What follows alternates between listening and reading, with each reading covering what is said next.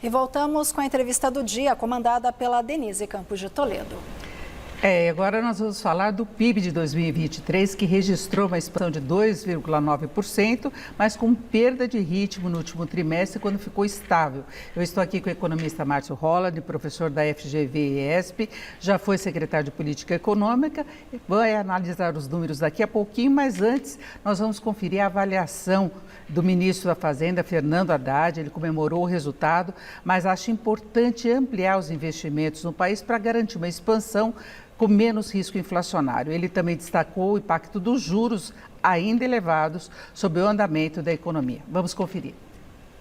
Agora nós queremos criar um ambiente de negócio necessário para que o empresário invista fortemente, porque esse investimento é que realmente melhora as condições econômicas. Porque com o investimento, você cresce sem risco inflacionário.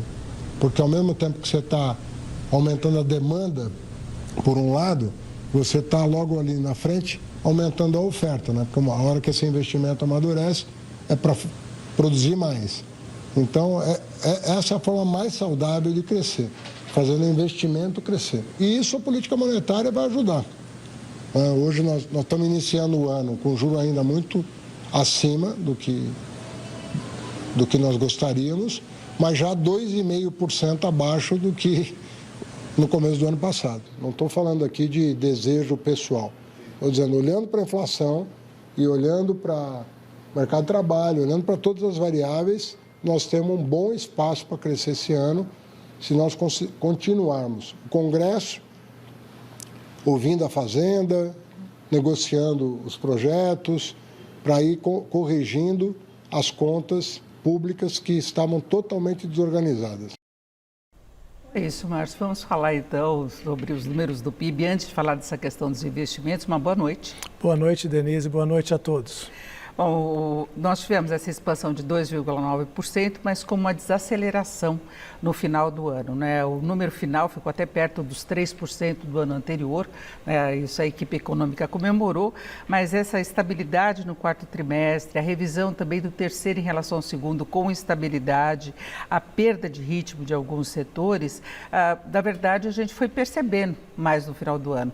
E teve o grande destaque da agropecuária, que cresceu mais de 15% no ano, respondeu por 1/3 da expansão da economia, deu um forte impulso no primeiro semestre, fez toda a diferença na variação anual, mas também perdeu ritmo, até pela sazonalidade no final do ano. Eu queria saber, no geral, como é que você avalia o crescimento, que não foi linear. No segundo semestre, serviços é que seguraram, né?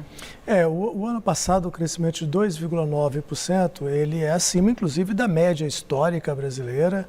É uma média, inclusive, muito fraca, né? O Brasil tem crescido 2,2%, 2,5% nas últimas décadas. Cresceu acima, portanto, há comemorar.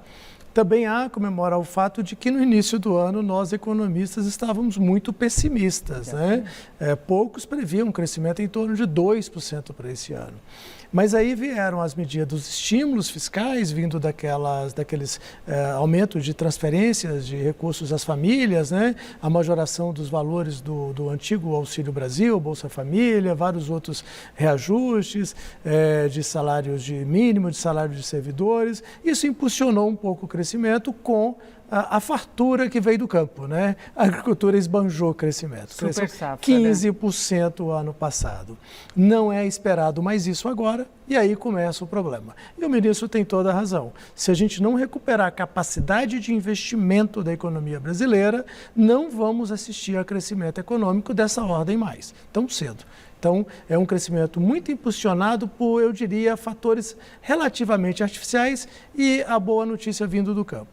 Na verdade, faltam outros vetores de crescimento. A gente pode continuar contando com desempenho bom do agro, mesmo com os fatores climáticos prejudicando, condições externas.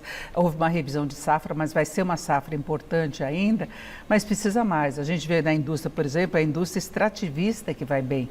A indústria até surpreendeu com um crescimento de 1,3% no último trimestre, mas, de novo, é extrativista. É minério, é o petróleo que vai na contramão das questões ambientais. Então, falta falta esse vetor de crescimento para a economia brasileira, até para o governo não ficar injetando recursos e conseguir fazer o ajuste, né? Exatamente. É uma situação muito desafiadora. A agricultura é um ponto fora da curva, mesmo em condições adversas, igual está previsto para esse ano, com prolongamento de El Niño, ainda vai ter uma safra muito boa, ainda contribui com o PIB, não exatamente na proporção de 2023. Né? O setor de construção passa por alguns desafios, né? O ciclo mais longo, mais difícil, as vendas de material de construção muito fracas, a indústria de transformação no Brasil sente ainda muitos efeitos negativos diversos dos cenários internacionais, problemas de cadeia de fornecedores, capacidade de venda interna do mercado consumidor interno. E o ambiente de negócios também que o Haddad falou, né? Exatamente. Aí o ministro, acho que não tem o que corrigir, digamos assim, tá? Ele foi muito preciso. Crescemos 2,9%, o investimento contraiu 3% e a taxa de investimento em relação ao PIB foi de 16,5%. Talvez a gente em economia, a gente não tem muitas regras exatas, né? A economia, ao contrário do que muita gente pensa, não é uma ciência exata. Ela tem muitas interações dinâmicas, mas tem uma regrinha de bolso, Denise, que é mais ou menos dada, né? Para uma taxa de investimento em relação ao PIB de 16,5%, não se cresce 2% de forma sustentável. Tá? Vai bater inflação muito alta, vai dar algum desequilíbrio em algum lugar e o Banco Central vai aumentar os juros e o Brasil vai seguir o ciclo vicioso de crescimento fraco. Tá? O pior cenário é que, ou a notícia ruim é que o Brasil, nos últimos 20 anos, quando cresceu muito a taxa de investimento, ela foi para 20%, 21% do PIB.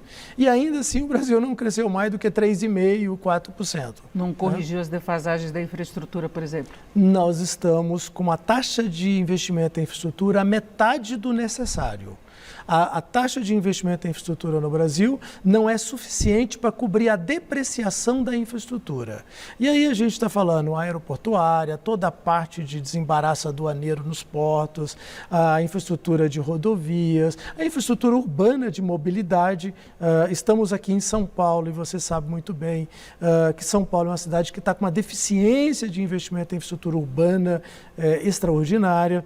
Quando você vai para o norte do Brasil, você vê problemas seríssimos de falta de infraestrutura associado ao acesso a serviços básicos à sociedade, como saneamento básico, moradia, muita moradia precária.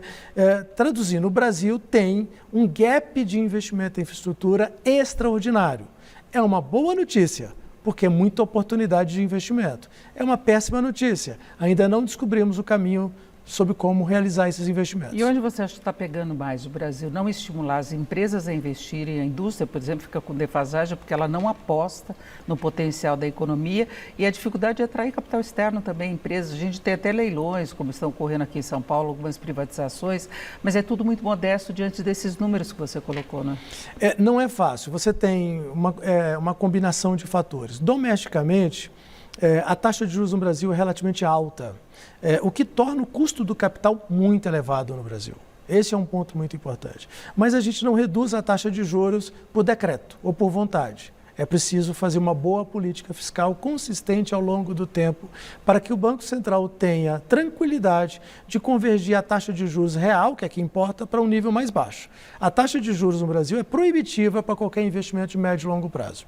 Segundo é o cenário de insegurança de variáveis macros, como inflação, taxa de câmbio. Ora a taxa de inflação está 3,5%, ora vai para 8%, e isso impacta nos preços. Isso acaba dificultando a fixação de contratos de médio e longo prazo.